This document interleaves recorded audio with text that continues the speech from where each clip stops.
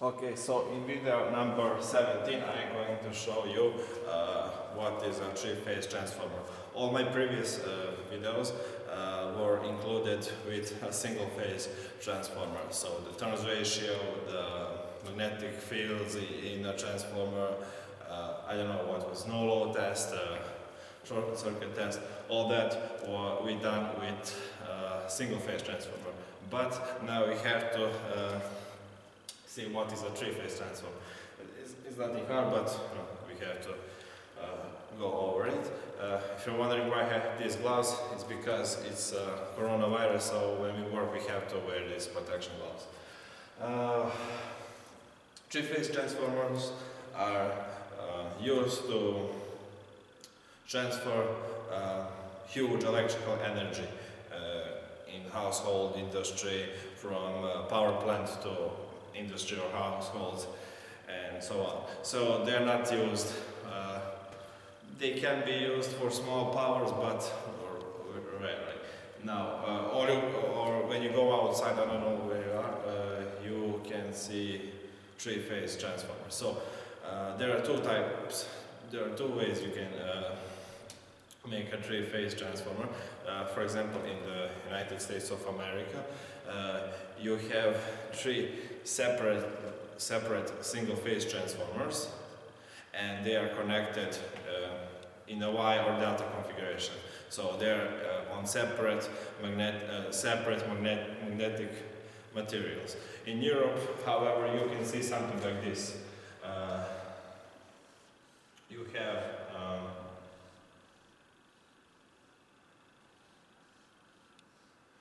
You have one magnetic material, and on every vertical ferromagnetic bar you have a primary and a secondary winding, and they are connected or in Y or delta. Now, I think this is so far easy.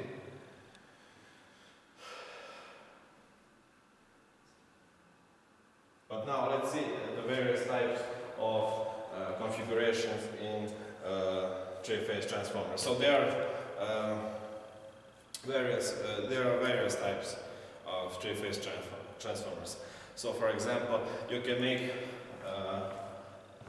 Y or delta transformer. I did it like this because there's not any room on this whiteboard. On the primary side, the transformers are connected in Y configuration. What it means is that the secondary side of every winding are connected together to make a common neutral point. And line voltages, I hope you know what is line voltage. That is in AC a voltage that comes into some system. It can be Y configuration or delta. So this is how Y configuration is made. So the secondary side of the windings, phase A, B or C or U, V, W, it all depends where you are connected together to make a common neutral point. And the secondary side is delta configuration. There are also Y delta, delta Y, delta delta and Y Y configuration. But let's first start with Y delta.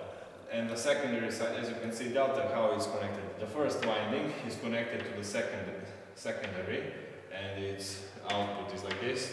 The third winding, the secondary side of this winding is connected to the first side of the third winding, and the third winding goes back to the first winding. So these are the phase A, B, and C. No, these are the line voltages and currents that go on the output from the delta configuration. As you can see, this is how a delta side of a transformer is configured. So, but with same winding, if you didn't, these are the wires that you bring on the transformer. If you could easily make this as a Y configuration, you just connect all these secondary sides together, and all this first side of a winding goes on the output. Now this is how it is made. These two vertical bars, as you know from a single phase transformer, means that between this and this winding there is ferromagnetic material. So that's what it means. And the same principle from the same theory from the single phase transformer is also included in a three-phase transformer. So there is also a turns ratio that is equal to Ny divided by N2. We all remember what is the turns ratio. But this is maybe a better picture for the Y delta configuration. As you can see, this is a Y configuration and this is delta. Now over here, I forgot to write down, you have a line voltage. Line voltage is the voltage between two phases. Let's say this is phase A and this is phase B. But the phase voltage in a Y configuration, I hope you learned that in fundamentals of electrical engineering, that the phase voltage between phase A and the neutral point, that is one phase of a Y configuration, is the line voltage divided by square root of 3. So I hope you understand that. And this vertical winding is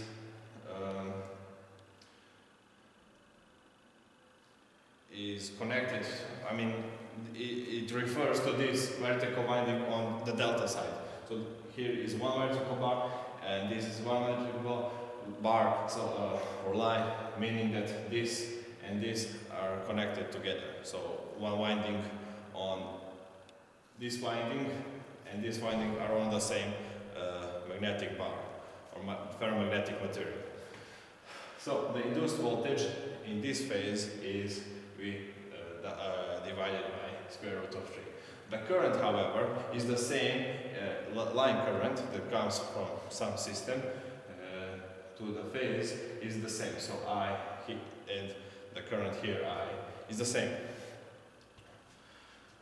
However, in the delta configuration, that's not the case. So the induced current here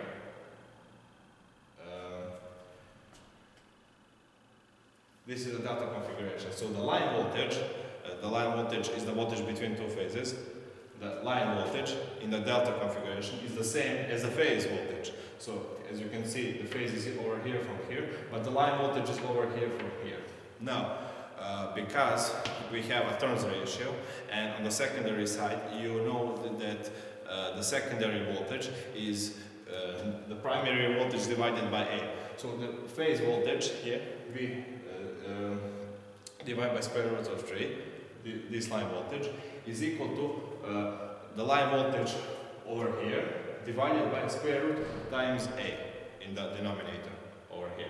So this is the phase voltage on the output of, or the secondary side of a line voltage on the delta configuration.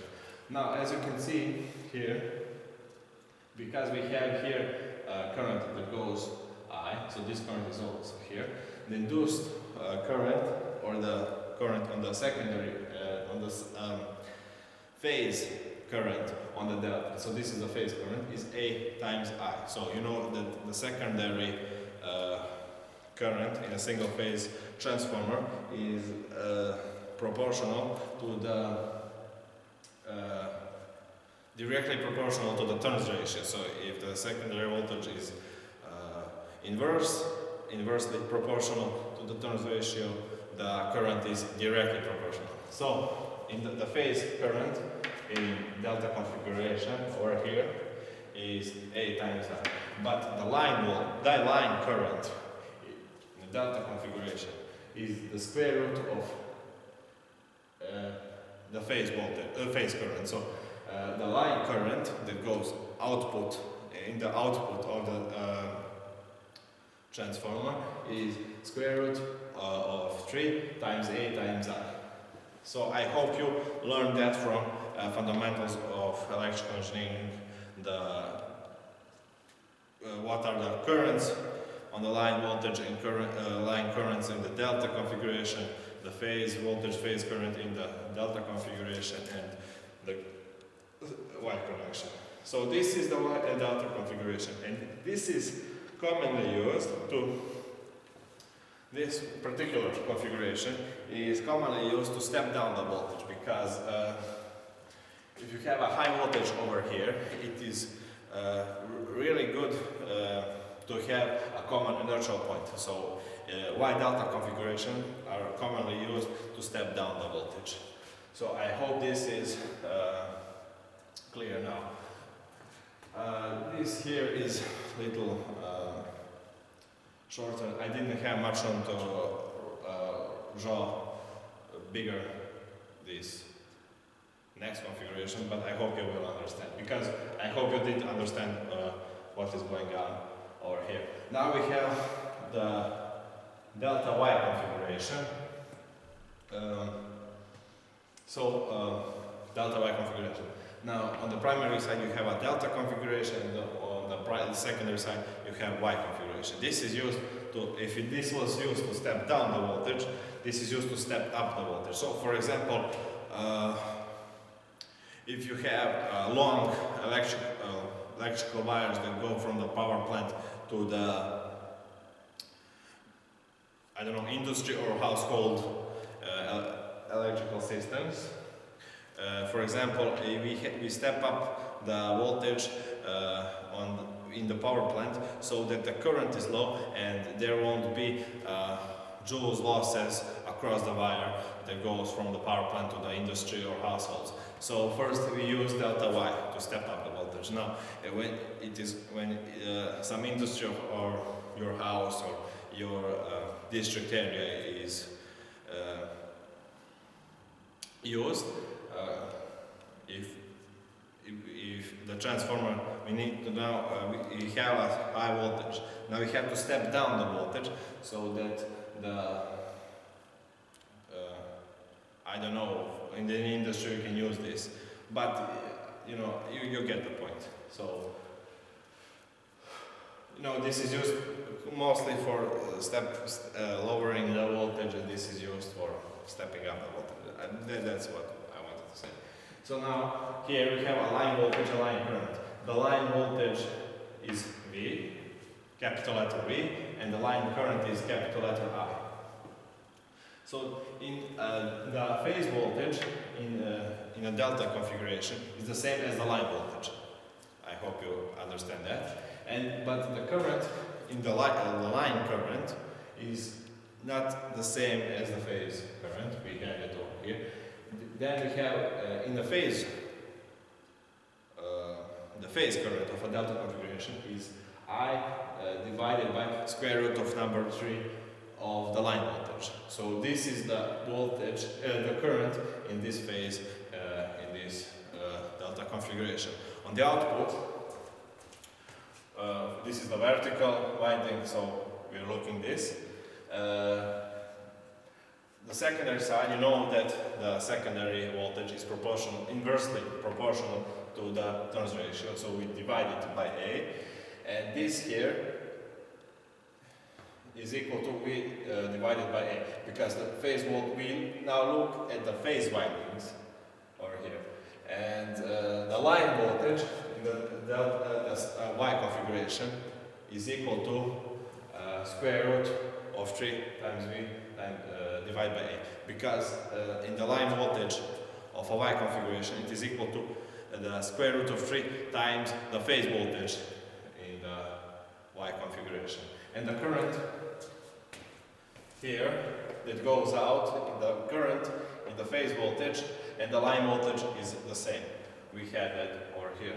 And it is equal to A times I times divided by I. This I line voltage is in this, so this is I2. Let's say this is I2. That is equal to this. And V2 line voltage is equal to the line voltage from here, divided by square root of times the square root of 3 divided by turns ratio. So this is the delta Y configuration. I hope this is now understandable for you. And this is the delta configuration. The current, you know, the phase current here is I divided by square root of 3. The phase voltage is the same. But when we induce on the secondary side, here we have A times I times square root of 3. But the line current of the delta configuration is this times square root of 3 and square root of 3 and square root of 3 cancel each other out, so we have A times I on the output. And the induced voltage, the phase voltage and the line voltage at the delta and delta configuration is the same, so the line voltage is simply we divided by A. That's it. And we have Y configuration, and this is used. This is not very commonly used in Europe because there is one advantage. If one in USA, if one goes out, we can still use the other two. But if one goes out in Europe, where it is only one magnetic material, we have to replace the whole transformer. But there is advantage over here because if one phase goes out, these other two can still work in a delta configuration. That's rarely used, but not that too much. And we have Y configuration, which is almost nobody uses this configuration. No advantages over here. The line current that goes from the line current is the same as the phase current, but the line voltage is not the same as the phase voltage. The phase is from this point to this, to the neutral point, and the line voltage is from two separate phases. So the induced voltage on the secondary side is V. The phase voltage on the secondary side is V times divided by square root of 3 times A, but the line voltage over here is equal to this times square root of 3, and we have V divided by A on the secondary side.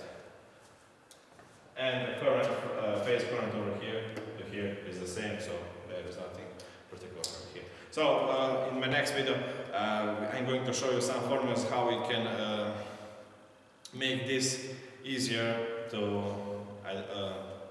do some examples, do some problems, and etc. So we are very close to the end of this course, and then I'm going to do some problems, and that's it. This is fundamental knowledge for electrical engineers. There are a lot of great books you can learn about other configurations, but these are phase shifting and other phenomena that are used, that exist in transformers, but you can read that by yourself.